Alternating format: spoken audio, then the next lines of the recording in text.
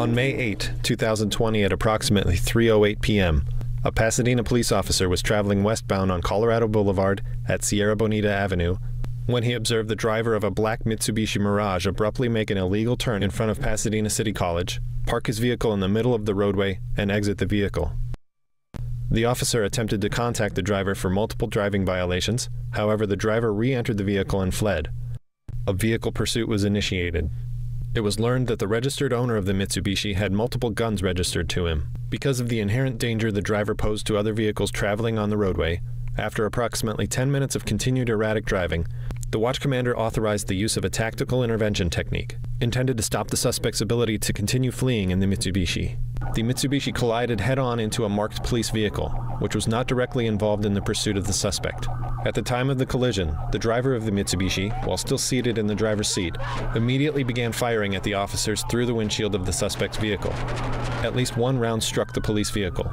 Here is the view captured from the in-car camera of the police vehicle the suspect collided head-on into.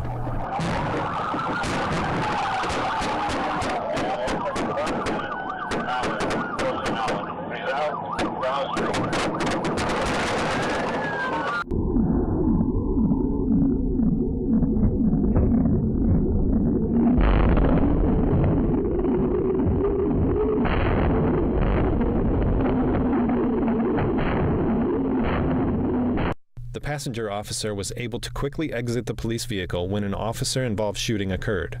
The driver of the Mitsubishi exited his vehicle and repeatedly directed multiple shots at the passenger officer. The driver of the Mitsubishi was identified as 47-year-old Lloyd Nelson. He sustained multiple gunshot wounds, and despite officers' efforts to provide immediate medical aid, Mr. Nelson was pronounced deceased at the scene by Pasadena paramedics. All right. Very fast-moving situation. Did police handle the pursuit and shooting properly here from what we've seen? Donald Schweitzer? Yeah, Vinny, I feel like this might be a softball question for me because I literally live and work just minutes away from where all of this took place. So maybe I can give you a little more insight. First of all, where the officer initially saw this guy stopped in front of Pasadena City College, that's generally an area where there's a lot of people that are walking around. Now, at this time, the officer had no idea that that guy had guns in his car. It was just a chase. You know, what was this weird guy driving around like that?